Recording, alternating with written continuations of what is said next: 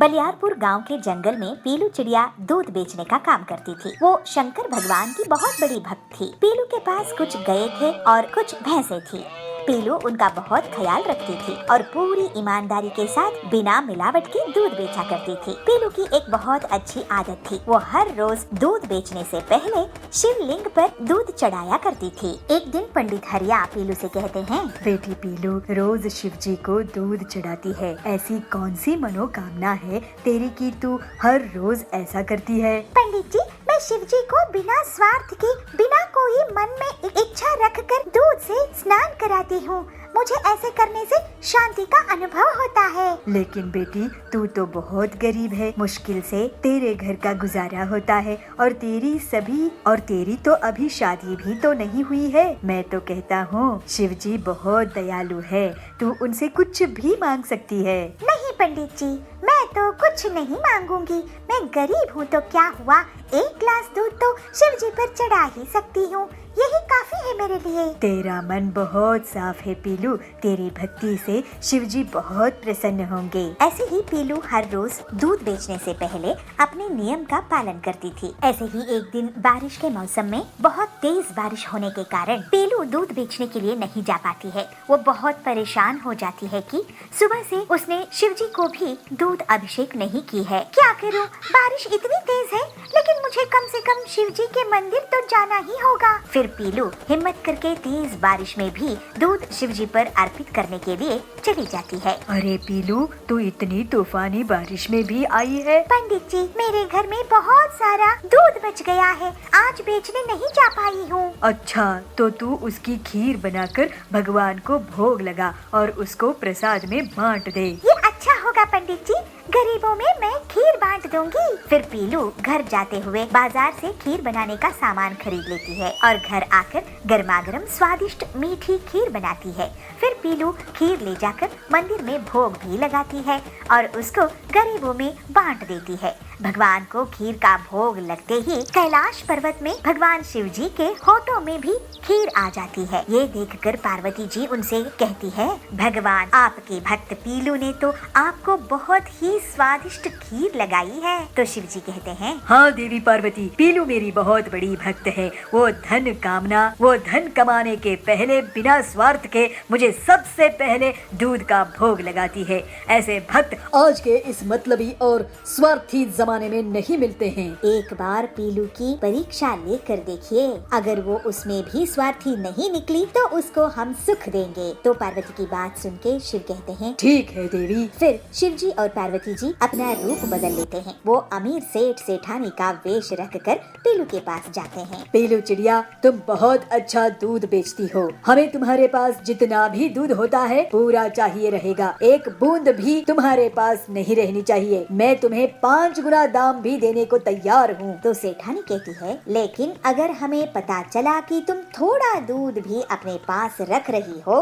तो तुम्हारी गायें और भैंसे रख लेंगे हम। तो पीलू कहती है, देखिए सेठानी जी, मैं हर रोज थोड़ा सा दूध भगवान शिव जी को अर्पित करती हूँ। इस तरह से मैं आपको पूरा का पूरा दूध नहीं बेच सकूंगी। तो सेठानी कहती है, नहीं, हमें तो एक भी बूंद तुम्हारे पास नहीं छोड़नी है। पीलू बोलती है, मुझे माफ कीजिए, पैसों के लालच में मैं शिव जी को दूध देना बंद नहीं कर सकती। तो सेठ कहते हैं, लेकिन गरीब हो, तुम्हारे पास पैसे कमाने का ये एक मौका है। लेकिन पीलू उनकी नहीं मानती है और शिव जी और पार्वती जी दूर चले जाते हैं। फिर वो गरीब का भेष रख लेते हैं और पीलू और मंदिर के रास्ते में बैठ जाते हैं। तो गरीब कहता है, बेटी, तुम हमें कुछ खाने को दे सकती हो क्या? हम 5 दिनों से कुछ नहीं खाए हैं। पीलू बोलती है, जी मेरे पास ये दूध है, मैं आपको ये दूध ही देती हूँ। मैं इसे शिव जी को अर्पित करने वाली थी। तो गरीब की बीवी कहती है, क्या इससे शिव जी बुरा नहीं मान जाएंगे? पीलू बोलती है, नहीं, वो हमारे दिल की बात जानते हैं। मैं अगर आप भूखों को छोड़कर उन्हें दूध दे दूंगी तो वो बुरा मान जाएंगे। तो गरीब कहता है, हमें ये दूध दे रही है तो देने दो। अगर भगवान नाराज होंगे भी तो इस पीलू पर होंगे ना। आप चिंता मत कीजिए, आप दूध पीजिए, इसे शिव जी का प्रसाद ही मानकर पीजिए। तभी शिव जी और पार्वती जी अपने असली रूप में आकर पीलू को दर्शन देते हैं। भगवान शिव जी, माता पार्वती जी, आप। पीलू उनके चरणों में गिर जाती है। बेटी पीलू, तुम हमारी परीक्षा में सफल रही। मांगो, क्या मांगना चाहती हो? बस आपकी भक्ति चाहिए और कुछ नहीं चाहिए। फिर शिव जी उसे आशीर्वाद देकर वहाँ से अंतर्ध्यान हो जाते हैं और पीलू का जीवन हमेशा के लिए सुखी हो जाता है। उसकी गरीबी दूर हो जाती है और वो हंसी खुशी भक्ति करके रहने लगती है। भद्रापुर गांव के जंगल में कालू रहता था। वो बहुत ही लालची था। कालू किसी की भी खुशहाली देखकर खुश नहीं होता था और जो कोई भी दुकान खोलता उसके मुकाबले वो उसी चीज की दुकान खोल लेता था। इस तरह से वो दूसरों का नुकसान करता था। एक दिन उसकी बहन सुंदरी उसके पास आती है। अरे बहना, कैसी हो? कैसे आना हुआ तुम्हारा? आजकल जंगल में किसी की दुकान अच्छी चल रही है, बताओ, उसका धंधा खत्म कर देंगे। बस ऐसे ही तुमसे मिलने चली आई भैया। आजकल तो पीलू चिड़िया की मिठाई की दुकान बहुत जोरों शोरों से चल रही है। वो बहुत अच्छा कमा रही है। अच्छा, वो पिद्दी चिड़िया ऐसा कर रही है? चलो तो हम भी मिठाई की दुकान खोलकर उसकी दुकान चौपट कर देते हैं। इस तरह से कालू पीलू की दुकान के सामने एक मिठाई की दुकान खोल लेता है और बहुत ही कम दामों में मिठाइयाँ बेचने लगता है। इससे जंगल के सभी पक्षी उसी के यहाँ से मिठाइयाँ खरीदने लगते हैं। पीलू को नुकसान पहुँचने लगता है और उसकी दुकान में भीड़ कम हो जाती है। मैं अपनी क्वालिटी खराब नहीं कर सकती हूँ, इसलिए मैं सस्ती मिठाइयाँ नहीं बेच सकती। क्या करूँ? ये कालू तो बहुत ही बदमाश है, मेरी दुकान बंद करवा देगा ये। पीलू बहुत दिनों तक रास्ता निकालने की जुगाड़ में लगी रहती है। एक दिन उसे एक आइडिया आता है। मैं चॉकलेट से बने खिलौने बेचूंगी। ऐसा सोचकर पीलू अपने घर में चॉकलेट के खिलौने बनाने लगती है। इसके बाद से तो उसकी दुकान में फिर से भीड़ लग जाती है और बच्चे उसकी दुकान से चॉकलेट खिलौने खरीदने लगे। पीलू फिर मुनाफा कमाने लगती है। अरे कालू भैया, ये तो फिर से मुनाफा कमाने लगी, अब हम क्या करेंगे? तो कालू कहता है, सुंदरी, ये जो भी करे हम उसकी कॉपी करेंगे। इसमें इतना दिमाग लगाने की क्या जरूरत है? मैं खिड़की से पीलू का चॉकलेट से खिलौने बनाने का तरीका देख लूंगी और फिर हम दोनों भाई बहन चॉकलेट के खिलौने बेचा करेंगे। इस तरह से पीलू के घर के बाहर पेड़ में सुंदरी बैठ जाती है और उस पर नजर रखती है। पीलू अपने घर आती है और प्लास्टिक के खिलौनों पर चॉकलेट डाल देती है। ये देखकर सुंदरी चौंक जाती है। कालू भैया, पीलू तो प्लास्टिक के खिलौनों पर चॉकलेट डाल रही थी और लोग उनको खरीद खरीद कर खा रहे हैं। अगर ऐसा है तो हम भी यही करते हैं। जब लोग प्लास्टिक खाना पसंद कर रहे हैं तो हमें क्या? सही बात है, हमें तो मुनाफे से मतलब है। और कालू अब से चॉकलेट के खिलौने बेचने लगा। पीलू से सस्ता होने के कारण उसकी दुकान में फिर से भीड़ लग गई। लेकिन 2 दिन बाद उसकी दुकान में लोगों की भीड़ आ जाती है और उसे घेर लेती है। अरे आप सब गुस्से में क्यों हैं? तो बबली कहता है, गुस्से में क्यों नहीं रहेंगे? तुम मिठाई के नाम पर हमारे बच्चों को प्लास्टिक खिला रहे हो। तभी टिल्लू कहता है, हमारे बच्चे हॉस्पिटल में एडमिट है। तो हरिया कहता है, अब हम तुम्हारी हड्डी पसली ये कर देंगे कालू। इसके बाद कालू की बहुत बुरी तरह से वो लोग पिटाई कर देते हैं। पीलू कहती है, कालू, तुम बहुत होशियार बन रहे थे ना। मैं सिर्फ प्लास्टिक के खिलौनों को शेप के लिए उपयोग करती थी, उसके बाद खिलौनों को चॉकलेट से निकाल देती थी। तुम चोर हो, तुम्हारे साथ जो हुआ अच्छा हुआ। इसके बाद से कालू जंगल छोड़कर भाग जाता है और पीलू हंसी खुशी रहने लगती है। वृंदावन नगर गांव के जंगल में पीलू चिड़िया रहती थी। वो भगवान श्री कृष्ण की भक्त थी। हर रोज उन्हें अपने हाथ के बने हुए बेसन के लड्डू भोग में लगाती थी। उसके पिताजी एक फैक्ट्री में काम करते थे और माँ घर संभालती थी। एक दिन पीलू के पिताजी का फैक्ट्री में एक्सीडेंट हो जाता है और उन्हें बेड रेस्ट के लिए कहा जाता है। हे भगवान, ये क्या हो गया? इस उम्र में इनका एक्सीडेंट हो गया है। ये कैसे परीक्षा ले रहे हो हमारी? अभी तो पीलू की शादी भी तो करनी है। इनके इलाज के लिए हमारे पास पैसे कहाँ से आएंगे? माँ, तुम चिंता क्यों करती हो? ये भगवान की ही दया है कि पिताजी की जान बच गई। और रही इनके इलाज की बात, उसके लिए मैं पैसा कमाऊंगी। मुझे बेसन के लड्डू बनाने आता है। मैं बेसन के लड्डू को घर घर बेचा करूंगी।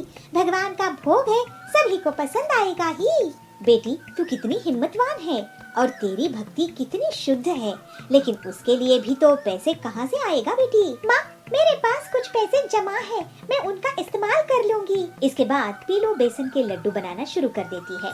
हर सुबह भगवान श्री कृष्ण को भोग अर्पित करती है और बाकी के टोकरी में ले जाकर बेचने लगती है। लड्डू ले लो, लड्डू, बेसन के लड्डू। लड्डू ले लो, लड्डू, बेसन के लड्डू। ऐसे बेसन के लड्डू कभी भी नहीं खाए होंगे। सुंदरी उसके पास जाती है। अरे वाह पीलू, इन लड्डू में से तो बहुत अच्छी खुशबू आ रही है। पीलू सुंदरी को लड्डू खिलाती है। बहुत ही स्वादिष्ट लड्डू है ये। कितने अच्छे से बेसन को पकाई हो। 1 किलो दे दो, मैं अब पूरे रिश्तेदारों में बांटूंगी कि पीलू कितने अच्छे बेसन के लड्डू बनाती है। थैंक यू सुंदरी दीदी, भगवान श्री कृष्ण जी के हैं, उन्हें अच्छे लगते तो सबको अच्छे लगेंगे। इस तरह से पीलू के बेसन के लड्डू की बिक्री बढ़ने लगती है। हे कृष्णा जी, आपको लड्डू खिलाते खिलाते मुझे लड्डू बनाना आ गया और आज आपके भोग के कारण ही मैं अपने परिवार को संभाल पा रही हूँ। आपकी जय हो। एक दिन पीलू, हमने तुम्हारे बेसन के लड्डू की बहुत तारीफ सुनी है। 2 दिन बाद मेरे बेटे का जन्मदिन है, मुझे 20 किलो लड्डू चाहिए। तो जाबाज को पीलू ऐसे कहती है। जाबाज जी, ये तो बहुत खुशी की बात है, मैं आपको 20 किलो लड्डू बनाकर दे दूंगी। लेकिन एक बात सुन लो पीलू, अगर एक भी लड्डू खराब हुआ तो तुम्हारी खैर नहीं। मैं लड्डू भगवान श्री कृष्ण के लिए बनाती हूँ जाबाज जी, इसलिए लड्डू का खराब होने का कोई सवाल ही नहीं होता। ये पीलू कहाँ से लड्डू बनाने लगी है? पहले तो मेरे यहाँ ग्राहकों की भीड़ लगी रहती थी, अब तो मेरे लड्डू में कीड़े लग रहे हैं। पीलू के बेसन के लड्डू को खराब करना ही होगा, जिससे जाबाज इसको पीट देगा। उस रात पीलू जाबाज के लिए लड्डू बनाने की तैयारी कर रही थी। फिर वो सोने चली जाती है। तभी कालू एक मिट्टी का पैकेट लेकर उसके घर में घुस जाता है। अब तुझे कौन बचाएगा पीलू? कालू लड्डू में मिट्टी छिड़काकर भाग जाता है। अगली सुबह पीलू देखती है, अरे मेरे बेसन में इतनी मिट्टी कहाँ से आ गई? मैंने किसी का क्या बिगाड़ा था? हे कृष्ण जी, आपको अब मैं भोग कैसे लगाऊंगी? मुझे जाबाज के ऑर्डर की चिंता नहीं है, मुझे तो आपको लड्डू खिलाने हैं। फिर पीलू रोने लगती है, लेकिन तभी भगवान श्री कृष्ण उसे दर्शन देते हैं।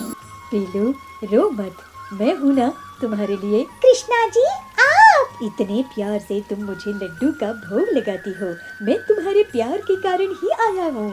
पीलू, तुम निश्चिंत होकर बेसन के लड्डू बनाओ। जिसने तुम्हारे नुकसान करने की कोशिश की उसे मैं देख लूंगा। फिर श्री कृष्ण बेसन के ऊपर से हाथ घुमाते हैं और पूरी मिट्टी बेसन से अलग हो जाती है। फिर पीलू भगवान श्री कृष्ण पर ध्यान लगाकर बेसन के लड्डू बनाना शुरू कर देती है। और अगले दिन, ये लीजिए जाबाज जी, आपके बेसन के लड्डू। वाह पीलू, सभी मेहमानों को तुम्हारे लड्डू बहुत पसंद आ रहे हैं। शाबाश, आपसे तुम्हें हमारे घर के हर फंक्शन का ऑर्डर मिलेगा। जय श्री कृष्ण। पीलू अपने घर की तरफ वापस जा रही होती है तो वो देखती है कि लोग कालू की पिटाई कर रहे हैं। हमें लड्डू के नाम पर मिट्टी खिला रहे हो, ये लो। कालू, तो दिल से भी काला है, मेरे बच्चे का तेरा लड्डू खाकर दांत हिल गया। पीलू समझ गई कि उसके घर में आकर किसने मिट्टी मिलाया था। भगवान श्री कृष्ण की शुद्ध भक्ति के कारण पीलू की दुकान इतनी चलती है कि वो अपने पिताजी का अच्छे से इलाज करवा लेती है और कुछ ही दिनों में अपनी लड्डू की एक छोटी सी फैक्ट्री खोल लेती है। पीलू और उसका परिवार अब हंसी खुशी रहने लगता है और पीलू रोज कृष्णा जी को लड्डू का भोग लगाना जारी रखती है।